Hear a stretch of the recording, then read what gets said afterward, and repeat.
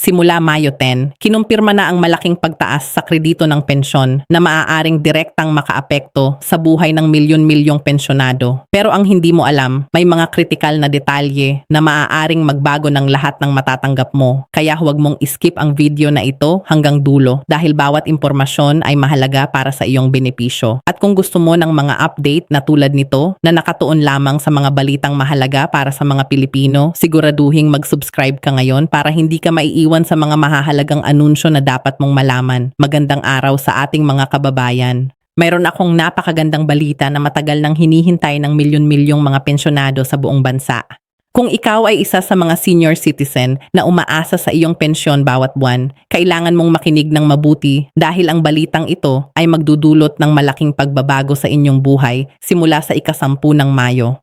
Hindi ito biro, hindi ito fake news at hindi ito pangako lamang na hindi natutupad. Ito ay isang opisyal na anunsyo mula sa pamahalaan na magbibigay ng dagdag na kita sa ating mga minamahal na matatanda na nag-ambag ng kanilang buong buhay para sa ating bansa. Alam ko na maraming beses na kayong nakarinig ng mga pangako tungkol sa pagtaas ng pensyon at minsan ay nakakapagod na ring umasa. Pero ngayong araw na ito, meron tayong konkretong impormasyon na magbabago talaga sa inyong buhay. Ang pagtaas na ito ay hindi lamang simpleng dagdag sa inyong bulsa, kundi isang pagkilala sa inyong kontribusyon sa lipunan at isang hakbang tungo sa mas maayos na pamumuhay para sa ating mga nakatatanda. Kaya naman, manatiling nakatutok at siguraduhing maintindihan ninyo ang lahat ng detalye na aking ibabahagi dahil ito ay makakaapekto sa inyong kinabukasan. Nagsimula ang usapin tungkol sa pagtaas ng pensyon noong nakaraang taon pa, ngunit ngayon lamang naging opisyal ang implementasyon nito. Maraming pensyonado ang nag-alala kung totoo ba ito o kung kailan ba talaga ito magsisimula. Ngunit ngayon, malinaw na ang lahat. Simula Mayo 10, makikita na ninyo ang pagbabago sa inyong pension account. Ang pagtaas na ito ay resulta ng mahabang pag-aaral at konsultasyon ng pamahalaan sa iba't ibang sektor ng lipunan, kasama na ang mga pensyonado mismo, ang mga ekonomista, at ang mga tagapag-alaga ng ating social security system. Ang dahilan kung bakit napakahalagang maintindihan ang mga detalye ng pagtaas na ito ay dahil maraming aspeto nito na kailangan ninyong malaman upang masulit ninyo ang benepisyo. Una sa lahat, kailangan ninyong malaman kung sino-sino ang karapat-dapat na makatanggap ng dagdag na kredito sa pensyon. Hindi lahat ng pensyonado ay makakakuha ng parehong halaga ng increase dahil depende ito sa ilang mga salik tulad ng taon ng inyong pagretiro, ang halaga ng inyong kontribusyon noong kayo ay nagtatrabaho pa, at ang uri ng pensyon na inyong natatanggap. Kaya naman, habang nakikinig kayo sa akin ngayon, pag-isipan ninyo kung aling kategorya kayo na bibilang upang malaman ninyo kung magkano ang magiging increase sa inyong monthly pension. Para sa mga pensyonado ng Social Security System or SSS, ang pagtaas na ito ay bahagi ng 1,000 across-the-board increase na nakaplanong ipatupad ng pamahalaan. Ibig sabihin, kahit na sino kang pensyonado ng SSS, makakakuha ka ng dagdag na 1,000 piso sa iyong buwan ng pensyon simula Mayo. Isipin ninyo kung gaano kalaki ang maitutulong nito sa inyong pang-araw-araw na gastusin. Sa panahon ngayon na ang lahat ay tumataas ang presyo, mula sa bigas hanggang sa gamot, ang dagdag na 1,000 piso ay malaking tulong na talaga. Hindi man ito sapat upang resolbahin ang lahat ng inyong problema sa pera, ito ay isang malaking hakbang tungo sa mas komportabling buhay. Samantala, para naman sa mga miyembro ng Government Service Insurance System o GSIS, may iba pang benepisyo na nakalaan para sa inyo. Bukod sa regular pension increase na naaayon sa inflation at cost of living adjustment, mayroon ding additional benefits na maaari ninyong i-claim. Ang mga ito ay nakatuon sa pagtulong sa inyo na harapin ang mga gastusin sa kalusugan, edukasyon ng inyong mga apo at iba pang emergency expenses na maaaring lumitaw. Mahalagang tandaan na ang bawat sistema ng pensyon ay may kanya-kanyang mga patakaran, kaya dapat ninyong bisitahin ang inyong respective pension offices upang makuha ang kumpletong impormasyon tungkol sa inyong individual na kaso. Ngayon, pag-usapan naman natin ang proseso kung paano makukuha ang dagdag na kredito sa pensyon. Isa sa mga pinakamahalagang tanong ng karamihan sa mga pensyonado ay kung kailangan pa ba nilang mag-apply o magpunta sa mga opisina upang makuha ang increase. Ang magandang balita ay hindi na kailangan. Ang pagtaas ay automatic na ilalapat sa lahat ng qualified pensioners. Ibig sabihin, kung kayo ay regular na nakakatanggap ng inyong pensyon sa pamamagitan ng inyong bank account or ATM card, ang dagdag na halaga ay automatic na madadagdag simula ng inyong pension payout para sa buwan ng Mayo. Walang kailangang mag-file ng kahit anong papeles, walang pila na kailangan puntahan, at walang komplikadong proseso na kailangan pagdaanan. Gayunpaman, may ilang mahahalagang reminder na dapat ninyong tandaan. Una, siguraduhing updated ang inyong contact information sa pension office ninyo. Maraming pensyonado ang hindi nakakatanggap ng importante ring mga abiso dahil ang kanilang address o phone number ay hindi na tama sa records. Pangalawa, kung sakaling mayroon kayong nakitang irregularidad sa inyong pension amount para sa buwan ng Mayo, huwag mag-atubiling makipag-ugnayan kaagad sa inyong pension provider. Maaring may technical issue o human error na naganap na kailangan ng immediate attention. Pangatlo, huwag maniwala sa mga text messages o phone calls na nagsasabing kailangan ninyong magbayad ng processing fee o magbigay ng personal information upang makuha ang increase. Ito ay scam at dapat ninyong i-report kaagad sa mga otoridad. Ang naturang pagtaas sa pensyon ay hindi lamang simpleng dagdag sa pera, kundi isang tugon din ng pamahalaan sa mga pangangailangan ng ating mga senior citizens. Sa nakaraang mga taon, maraming organisasyon ng mga pensyonado ang nagrally at nagpetisyon para sa increase dahil ang dating halaga ng pensyon ay hindi na sapat upang masuportahan ang basic needs ng mga matatanda. Sa pagtaas ng presyo ng mga bilihin, renta, kuryente, tubig at lalo na ang mga gamot at medical services, ang dating pensyon ay tila naubos na kaagad bago pa man matapos ang buwan. Kaya naman, ang pagkakaroon ng dagdag na kita ay isang malaking ginhawa para sa karamihan.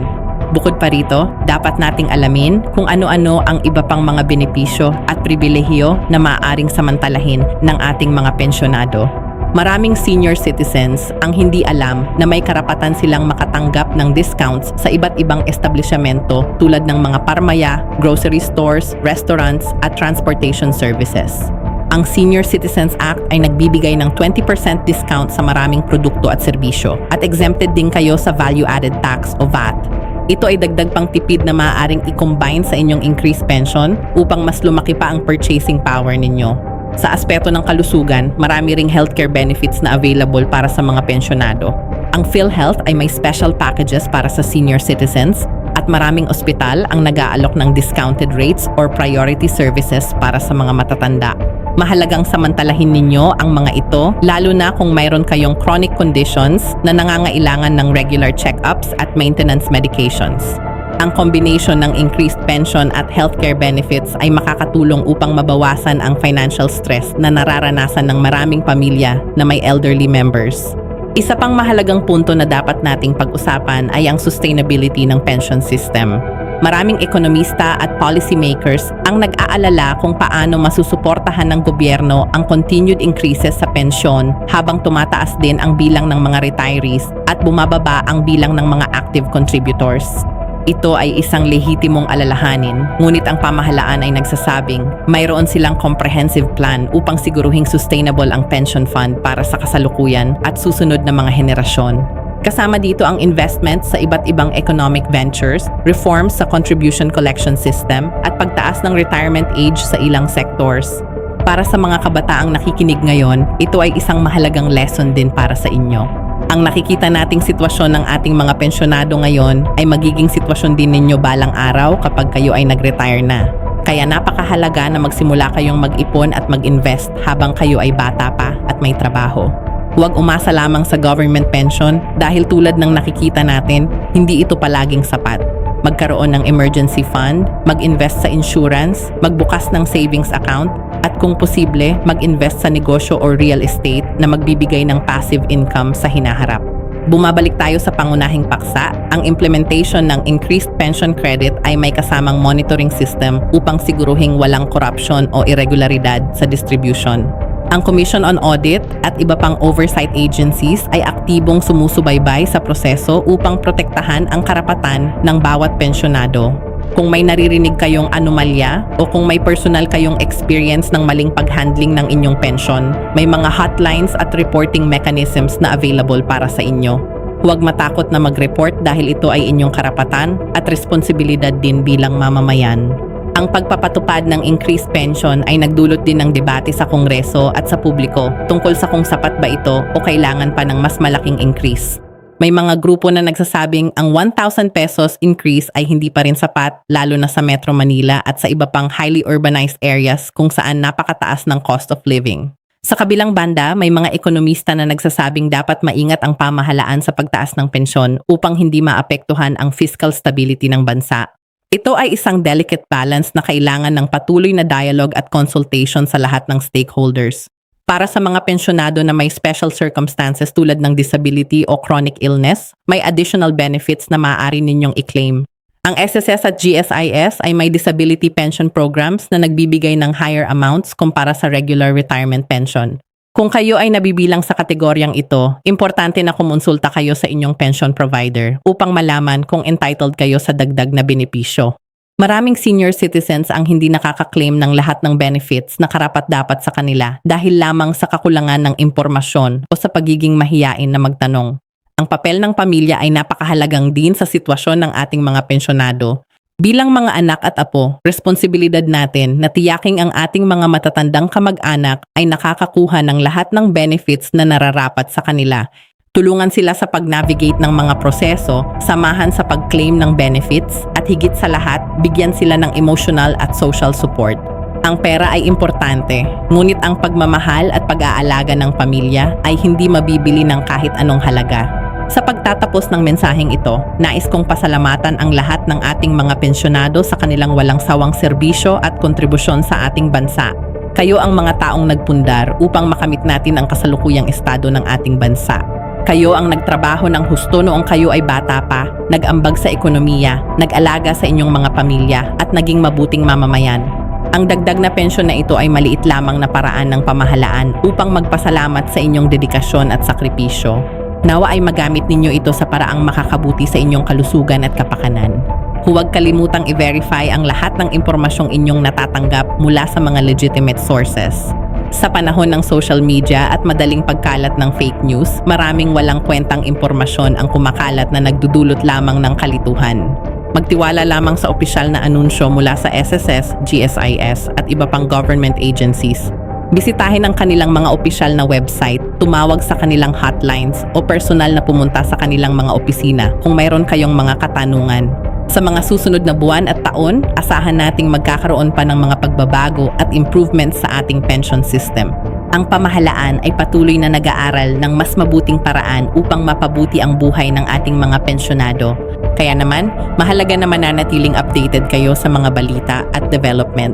Sumali sa mga organizations ng senior citizens sa inyong komunidad upang mas mabilis kayong makakuha ng impormasyon at upang magkaroon kayo ng collective voice sa pag-advocate para sa inyong karapatan. Ang Mayo 10 ay hindi lamang simpleng petsa sa kalendaryo, kundi ito ay isang milestone para sa milyon-milyong pensyonado na makakatanggap ng dagdag na suporta mula sa pamahalaan. Ito ay simula ng bagong kabanata kung saan ang ating mga senior citizens ay bibigyan ng mas malaking halaga at respeto na nararapat sa kanila. Samantalahin natin ang oportunidad na ito upang mas mapabuti pa ang ating sistema ng social security at siguruhing ang bawat Pilipinong nag-retire ay may dignidad at komportableng buhay.